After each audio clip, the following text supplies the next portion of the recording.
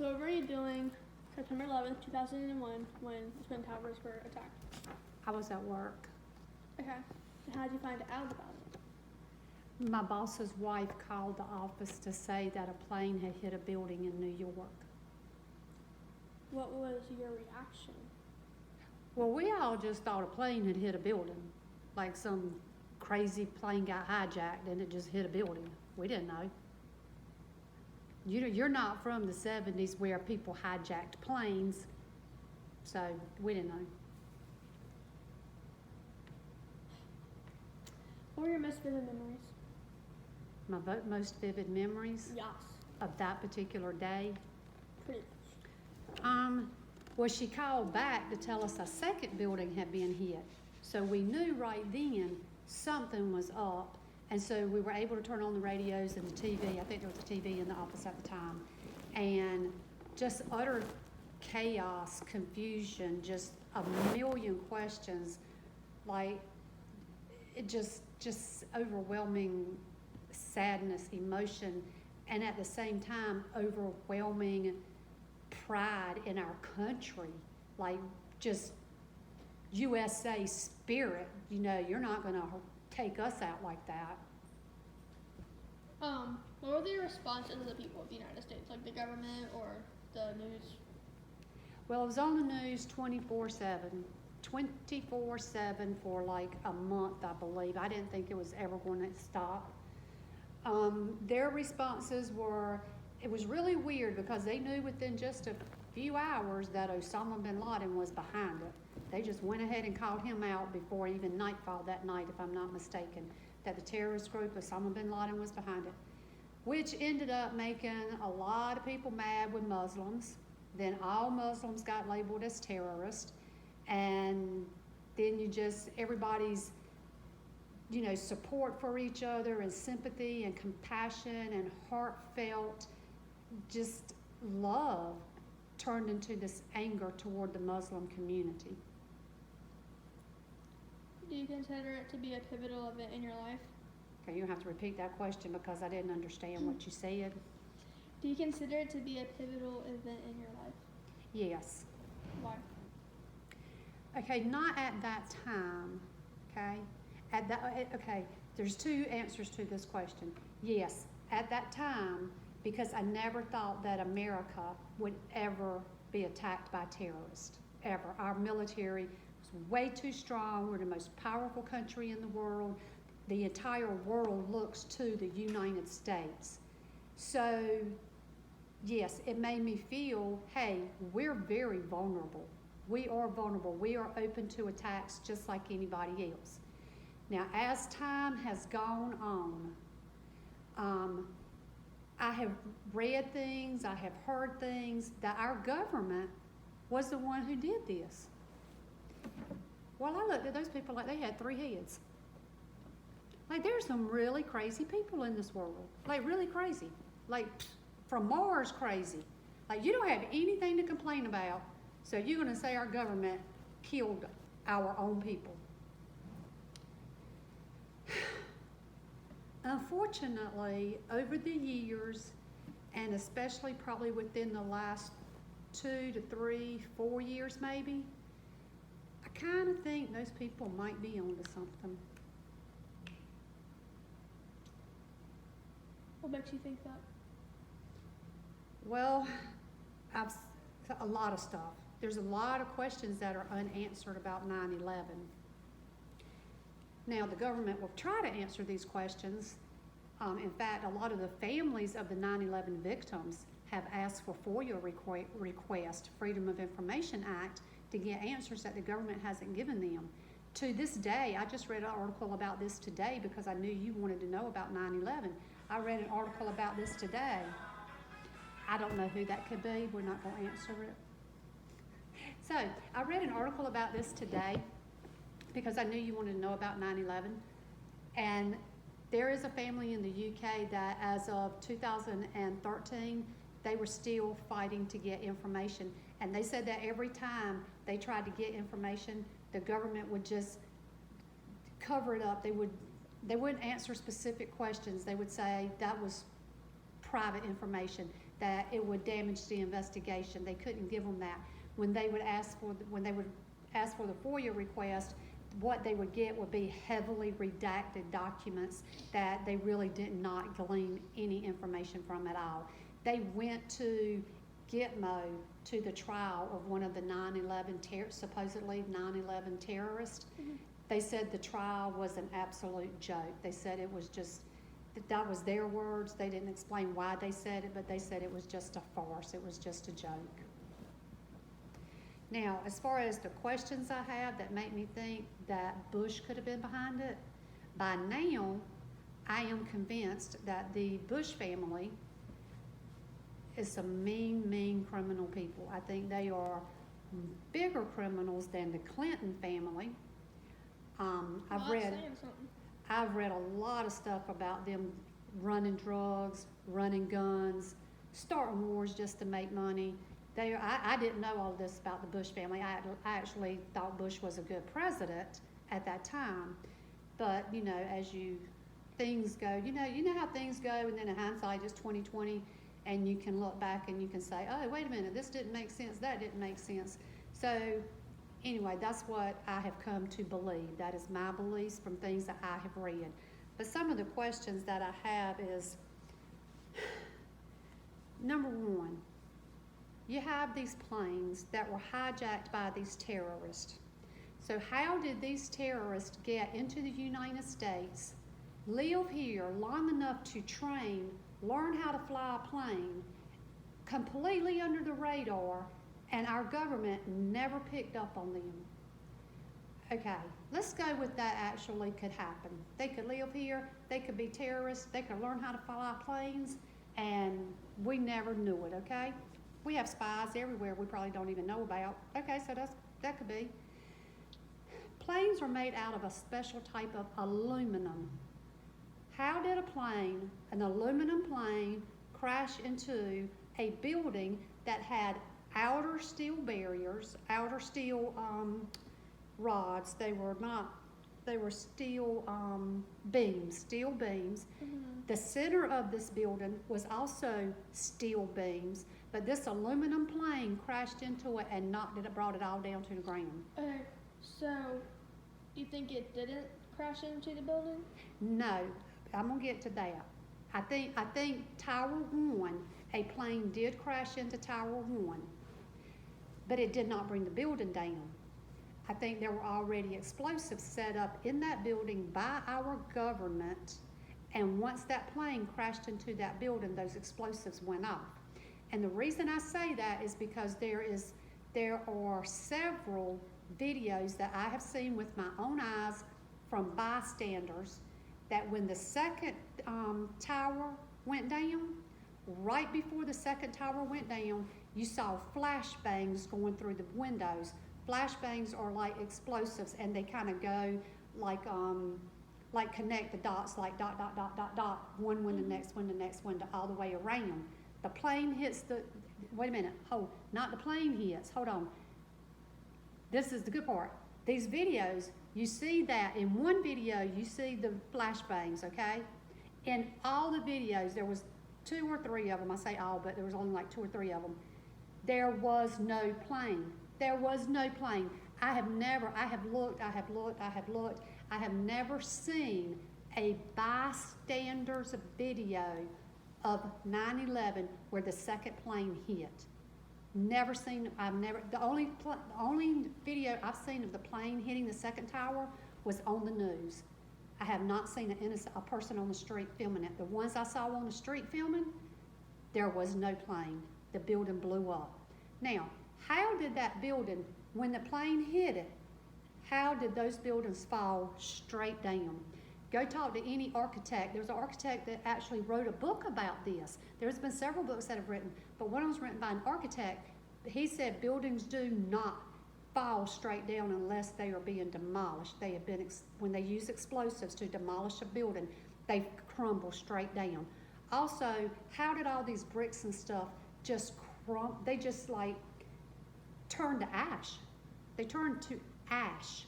There were, the rubble and stuff was ash. Like, how does that happen? We don't know who that could be again. I'm a busy woman, but anyway. So, now that, you want some more? Do you want me to ask you some more? You want me to tell you some more? Well, I also have 3 more questions. Oh, okay, I'm sorry. I thought you were finished. Girl, you got me started. Go ahead. You got me started. You should have known better. Go ahead. Did it change your personal life? I wouldn't say it changed my personal life as much as it changed eventually, not at that time, eventually changed my personal views On the world? on the United States government. I no longer trust our government to keep us safe. I no longer trust that what our government tells us is the truth. Yeah. In fact, in this day and age, and we ain't even going to go there, if this particular government told me that I need oxygen to survive, I would probably just hold my breath until I died, because I would think they were lying to me, because that's how much I trust the government we have now. But we're not going to go there. I'm just saying that it opened my eyes that our government is corrupt, and they have been corrupt for a long time. Now, whether any of this that I'm talking about with 9/11 is true or not true, I don't think we will ever know. You will have to research both sides of it and come to your own conclusion. But take this out of the picture, and there's just so many things that have happened over the years that are so questionable, that have made me question our government. But this was the start of it for me. Okay. Did you have like an opinion on terrorism? Like I before? did not. I just never thought it could happen here. Okay. Even though you didn't have a view on it at all, do you feel the same way on terrorism? Oh, no, well, on terrorism? Yes. Well, I mean, I don't really understand the question, because I don't think that anybody's view on terrorism is going to be, oh yeah, that's fine, that's cool, I agree with that. Well, as in like more vulnerable, I guess you could say. I don't even know that we're more vulnerable, because my opinion, Do you think we got more weak since then? Like because of it? no. Okay. And the reason why, and just to let you know, that should have been, did I think that we got weaker, not more weak? I know we're on history, not English, but you know how I am. So, no, I do not believe that we got weaker, because I do not believe this was from an outside source. I believe this was an inside job. Okay. Does it offer any lessons? Question everything, question. When something doesn't make sense, question it. And if you don't get a satisfactory answer, then you go digging and you find your own answers, but you dig and you question. You don't just take it for, because the person on CBS told me that, so it has to be true. No, it doesn't. Oh, because our president said it. Has to be true? Oh, absolutely it does not. Right. So just question everything if it doesn't make sense. You want me to tell you some things that didn't make sense about 9/11? Yes, I'm looking through this to see. Okay, so I heard about Bush was at a kindergarten class, Yes, he was. and what was he talking about? That is so crazy, because Bush was at a kindergarten class where the kids were learning how to read. There's video after video. This video is really easy to find on the internet. The kids are learning how to read, and the words they are reading were kite, plane, hit, steal. Kite, plane, hit, steal. Kite, plane, hit, steal. That's what the kids were repeating at the exact time that this happened. Could be coincidence, but looking back, I don't think there's any such thing as coincidence.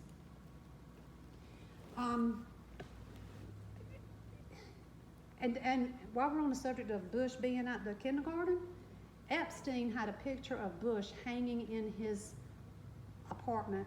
I believe it was either on his Epstein Island house, but I believe it was in his apartment in his mansion in New York City. Epstein had a picture that was painted of President Bush sitting on the floor, Indian style, if you know what I mean by that, with Jenga blocks as towers that had fallen over and paper airplanes. Now, we all know, if you've done any reading about Epstein at all, that that was a CIA spy operation, and Epstein, some people say it was the tip of the iceberg. I've been reading accounts from people who were involved, and they said Epstein is not the tip of the iceberg. Epstein is a snowflake on the tip of the iceberg. And how they operated was through blackmail. So why did Epstein have this portrait of George Bush commissioned? Maybe Epstein thought, like I do, so he just decided to have that picture painted, and it would be a conversation piece. But maybe he knew something we didn't know, since this whole Epstein thing was all CIA. Mm-hmm. So I don't know about that. Something else that, these terrorists, let's get back to the terrorists. So the terrorists, I already talked about how do they live in the United States and learn how to fly and do all that. Let's go to the Pentagon. Let's talk about the Pentagon. That guy hit that day too. How did an amateur pilot, I don't know how many hours of flying these pilots had, but they weren't commercial airline pilots that flew every day of their life. Mm-hmm.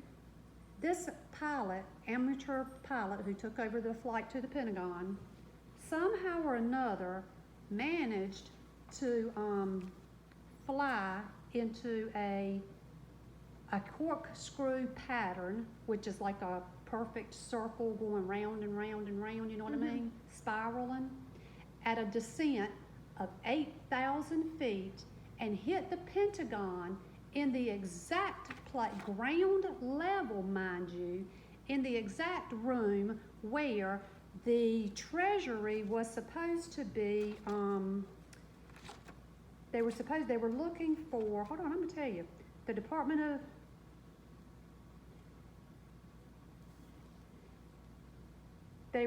the budget analyst office. They hit the plane hit in the, right there on, even with the ground perfectly, the budget analyst office. Now, what's so funny about the budget analyst office? Who cares about that, you might ask? Well, I'm glad you did ask, Layla, because I would love to tell you. And what is so curious about that is just the day before that, on September the 10th, Defense Secretary Donald Rumsfeld announced that there was 2.3 trillion missing from the Pentagon, from our budget. So they were trying to find out where that money went. So that's another thing, and it just happens to hit there. Now, something else that didn't make sense. American Airlines and United Airlines, they were the airplanes that hit these towers and stuff. There's a lot of speculation that there was insider trading. Mm-hmm. Do you know what insider trading is? Not at all. Insider trading is when you, if like let's just say Nike, for example. Mm-hmm. Nike trades on the stock market, and their stock is, let's just say their stock is worth $10 a share, okay? But I tell you, hey Layla, something's going to happen tomorrow, and Nike stock is going to go up. I don't know what's going to happen. I mean, like if I was inside, I would know. Like, oh, our biggest competitor, their buildings are going to all burn down tomorrow. They're going out of business. We are going to be the only shoe out there. People will have no choice but to buy Nike. So you need to go buy as many shares of Nike as you possibly can, because the price is going to shoot out, go through the roof. You're going to make a fortune. So you go and you buy a bunch of shares of Nike, okay?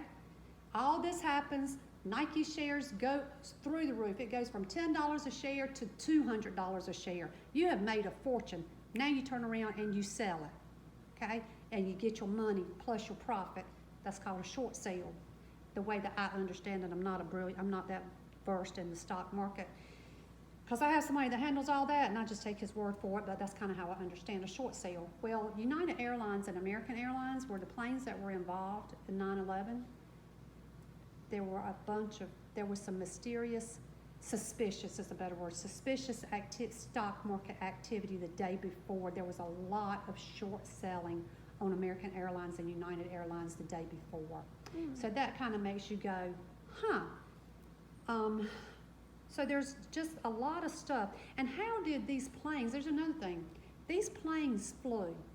These planes flew for over an hour off course. Now, you get in a plane at Raleigh-Durham and you want to go to Miami. There is a course for that. They don't go, oh, well, you know what? Let's just run over here by, let's stop up here in Michigan first and pick up a few people. Oh, you know what? I got a call. There's some people over here in Texas. They want to go to Miami too. Well, while we're out this way, let's just hop on over here to Arizona and pick up some people and take them. Well, you know, we're close enough to California. We might as well go there. Oh, well, why not just go to Oregon too? Planes don't do that. They have a route, you know, kind of like school buses and stuff. They have a route. They leave point A and they go to point B. Sometimes you might have to change planes at point B and get on another plane to point C. But so anyway, you get the drift, right? Yes. Okay. These planes flew off course for over an hour without our military intercepting them. Why? Why didn't our military intercept them for that long? You know, those air traffic controllers and the radar, they knew these planes weren't flying on course. They knew something was off. Why did our military not intercept these planes? They had plenty of time. There are so many questions. So all of this stuff doesn't necessarily say, yes, Bush was behind all of it, but it sure does make you go, huh, maybe Bush was not being honest. Maybe there is more to this story than what I was told by the talking heads. And how come they couldn't find Osama bin Laden? Oh, let's go on to another one. They couldn't find Osama bin Laden, okay? About 22 minutes. All right, well, they couldn't find Osama bin Laden. Well, they looked and they looked. Took years to find Osama bin Laden. They finally find Osama bin Laden, okay? The most wanted man in the world because he is behind the attack on the United States. Can you imagine how bad people want him? Can you just imagine? He's probably a pretty heavy price tag on his head, wouldn't you think? Yeah. Okay, so we find Osama bin Laden under the Obama administration. Because he's been hiding out in caves all this time. Our Navy SEALs go in, they raid where he's staying. Supposedly, they kill him. No video of this. We have video of everything else, but we don't have video of this. We don't have video of his dead body, nothing like that. I heard that he killed himself, I thought. Our SEAL team drops his body in the ocean because supposedly that was his wishes for burial at sea or something. Yeah. Like we're going to care why did we care what Osama bin Laden's burial wishes were? So they drop him at sea, which is, I've never heard of anybody else doing that. I've never heard of our military taking out a terrorist and then dropping them off at sea or doing anything else that was their death wish or whatever. That's just crazy to me. So they drop him off in the ocean before they even tell the American people that he's been caught. And then our SEAL team is in a helicopter crash and several of them get killed. It's just all some mysterious stuff. And you know, wars make people rich. Because, I mean, you say, well, why would we want a war? Why would they do this? Wars make people very rich. I haven't gotten all the answers of exactly why we would do it, other than wars make these politicians rich. Politicians get rich off of wars. Yes, ma'am, they do. All right.